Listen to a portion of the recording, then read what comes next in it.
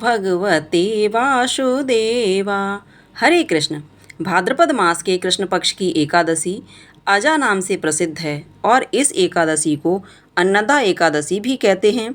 अजा एकादशी व्रत से जीवन के जन्म जन्मांतर के सभी पाप नष्ट हो जाते हैं, वहीं उनके संताप मिटने से भाग्य भी उदय हो जाता है। जिस कामना से कोई भी यह व्रत करता है उसकी वह सभी मनोकामनाएं भगवान विष्णु की कृपा से तुरंत ही पूरी हो जाती हैं। इस दिन भगवान विष्णु के उपेंद्र रूप की विधिवत पूजा की जाती है। भगवान विष्णु सर्वशक्तिमान और सर्वव्यापक हैं और बिना मांगे ही अपने भक्त की सारी स्थिति को जानकर उसके सभी कष्टों और चिंताओं को मिटा देते हैं। जो भक्त केवल भगवान की भक्ति ही सच्चे भाव से करते हैं उन पर भगवान वैसी ही कृपा करते हैं जैसे अपने मित्र सुदामा को उन्होंने बिना कुछ कहे ही सब कुछ दे डाला था। इसलिए भगवान से उनकी सेवा मांगने वाले भक्त सदा सुखी और प्रसन्न रहते हैं। प्रिय भक्तों, आज सभी पापों का नाश करने वाली और भाग्योदय कराने वाली इस पुण्यदायी कथा का श्रवण आप सभी करने वाले हैं। अपने मन में भगवान श्री हरि का ध्यान करके अजा एकादशी व्रत कथा का श्रवण आप सच्चे मन से अवश्य कीजिएगा। कथा समाप्ति पर कमेंट बॉक्स में हरे कृष्णा लिखना मत भूलिए। भगवान श्री कृष्ण धर्मराज युधिष्ठिर को धर्म का ज्ञान देते रहते हैं और समय समय पर आने वाली सभी एकादशियों का माहात्म्य भी बताते रहते हैं। ऐसे ही एक बार धर्मराज युधिष्ठिर ने भगवान श्री कृष्ण से पूछा, हे जनार्दन, अब मैं यह सुनना चाहता हूँ कि भाद्रपद मास के कृष्ण पक्ष में कौन सी एकादशी होती है, कृपया बताइए।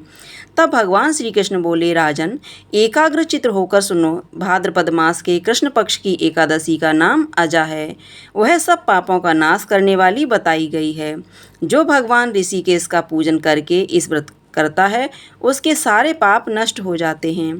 पूर्व समय में हरिश्चंद्र नामक एक विख्यात चक्रवर्ती राजा हुए जो समस्त भूमंडल के स्वामी और सत्य प्रतिज्ञ थे। एक समय किसी कर्म का फल भोग प्राप्त करने पर उन्हें राज्य से भ्रष्ट होना पड़ा। राजा ने अपनी पत्नी और पुत्र को बेचा और फिर अपने आप को भी बेच दिया। पुण्यात्मा होते हुए भी उन्हें चांडाल की दास्ता करनी पड़ी। वे मुर्दों का कफन लिया करते थे। इतने पर भी राजा हरिश्चंद्र सत्य से विचलित नहीं हुए।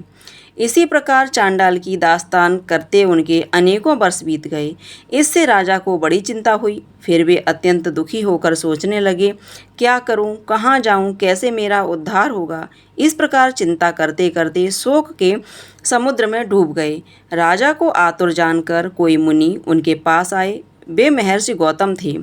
श्रेष्ठ ब्राह्मण को आया देखकर राजा ने उनके चरणों में प्रणाम किया और फिर दोनों हाथ जोड़कर गौतम मुनि के सामने खड़े होकर अपना सारा दुख समाचार कह सुनाया। राजा की बात सुनकर गौतम मुनि ने कहा, राजन, भादवा के कृष्ण पक्ष में अत्यंत कल्याणमय अजा नाम की एकादशी आ रही है जो पुण्य प्रदान करने वाली है। तुम इसका व्रत करो, इससे तुम्हारे पापों का अंत अवश्य होगा। तुम्हारे भाग्य से आज के 7वें दिन एकादशी है। उस दिन उपवास करके रात में जागरण करना, तुम्हारा कल्याण होगा। ऐसा कहकर गौतम ऋषि वहाँ से चले गए। फिर 7 दिन बाद राजा हरिश्चंद्र ने अजा एकादशी का व्रत रखा और विधि पूर्वक व्रत का अनुष्ठान किया। उस व्रत के प्रभाव से राजा सभी दुखों से पार हो गए। उन्हें पत्नी का संदिग्ध और पुत्र का जीवन फिर से मिल गया। भगवान विष्णु की कृपा से उनके समस्त पाप भी नष्ट हो गए और उन्हें सभी दुखों से मुक्ति मिल गई। तब आकाश में धुंध बजने लगी, देवलोक से पुष्पों की वर्षा होने लगी। अजा एकादशी व्रत के पुण्य प्रभाव से राजा हरिश्चंद्र ने राज्य प्राप्त किया, अनेक राज्य प्राप्त किए तथा अंत में वे पार्जन तथा परिजनों के साथ स्वर्गलोक को प्राप्त हो गए। भगवान श्री कृष्ण कहते हैं, हे राजा युधिष्ठिर, जो मनुष्य ऐसा व्रत करते हैं वे सब पापों से मुक्त होकर अंत में स्वर्गलोक को जाते हैं। और जो भी भक्त अजा एकादशी के दिन इस कथा को पढ़ते अथवा सुनते हैं उन्हें अश्वमेघ यज्ञ का फल प्राप्त होता है। ये थी अजा एकादशी व्रत की कथा। प्रियजनों, आज के दिन भगवान विष्णु की कथा लीलाओं का श्रवण जितना अधिक किया जाए उतना ही विष्णु भगवान की कृपा प्राप्त होती है। अब आपको ऐसी ही एक कथा का श्रवण कराते हैं जिसे सुनने के बाद आप भी भगवान विष्णु के प्रति और समर्पित हो जाएंगे। एक बार की बात है, एक बार भगवान श्री विष्णु अपने वाहन श्री गरुड़ जी पर सवार होकर कैलाश पर्वत पर जा रहे थे। जाते समय मार्ग में गरुड़ जी ने देखा कि एक ही द्वार पर दो बारातें ठहरी हुई थी। यह बात उनकी समझ में नहीं आई। बस फिर क्या था, पूछ बैठे श्री हरि से कि प्रभु, यह कैसी अनोखी बारात है। विवाह के लिए एक कन्या और दो बारातें, मेरी तो समझ में बिल्कुल नहीं आ रहा। गरुड़ जी का प्रश्न सुनकर भगवान श्री हरि बोले, वहाँ एक ही कन्या से विवाह करने के लिए एक समय दो अलग अलग जगह से बारातें आई हैं। एक बारात पिता द्वारा पसंद किए गए लड़के की है और दूसरी माँ के द्वारा पसंद किए गए लड़के की है। भगवान की यह बात सुनकर गरुड़ जी फिर से बोले, प्रभु, आखिरकार इस कन्या का विवाह होगा किसके साथ। प्रभु बोले, जिसे माता ने पसंद किया और बुलाया है, उसी के साथ कन्या का विवाह होगा। अब भगवान की यह बात सुनकर गरुड़ जी मौन हो गए और भगवान को कैलाश पर्वत पर पहुंचकर कौतूहलवश उसी जगह पर फिर से आ गए जहां वह दोनों बारातें ठहरी हुई थीं। गरुड़ जी ने मन में सोचा कि अगर मैं माँ द्वारा पसंद किए गए वर को यहाँ से हटा दूँ तो भला यह विवाह कैसे संभव होगा। फिर क्या था, उन्होंने भगवान के विधान को देखने की जिज्ञासा के लिए तुरंत ही उस वर को वहाँ से उठाया और ले जाकर समुद्र के एक टापू पर छोड़ दिया। ऐसा करने के बाद भी गरुड़ जी थोड़ी देर के लिए भी रुके नहीं, बल्कि वे अब तो उनके मन में एक नया विचार दौड़ने लगा कि मैं तो इस लड़के को यहाँ उठा लाया हूँ, किंतु यहाँ से तो इस निर्जन टापू में इसके खाने पीने की कोई व्यवस्था ही नहीं है और इस सुनसान टापू पर यह लड़का तो भूख की वजह से मर ही जाएगा और वहाँ पर सारी बारात मज़े से 56 भोग का आनंद ले रही होगी। यह तो बिल्कुल भी ठीक नहीं है। इसका पाप तो मुझे अवश्य लगेगा, इसलिए अब तो मुझे इसके लिए भी खाने का कुछ न कुछ इंतजाम तो करना ही पड़ेगा और यदि विधाता का विधान मुझे देखना ही है तो थोड़ा परिश्रम तो मुझे करना ही पड़ेगा। ऐसा मन में विचार कर गरुड़ जी वापस उसी स्थान पर फिर से आ गए। इधर कन्या के घर पर स्थिति यह थी कि वर के गायब हो जाने से कन्या की माता को बड़ी निराशा हो रही थी, किंतु वह भी अपनी जिद पर अडिग थी।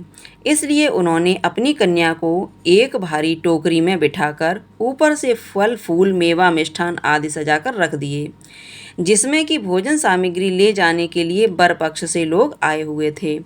माँ द्वारा उसी टोकरी में अपनी पुत्री को छुपाकर भेजने के पीछे उसकी मनसा केवल इतनी थी कि वर पक्ष के लोग कन्या को अपने घर ले जाकर वर को खोजकर उन दोनों का विवाह करा देंगे।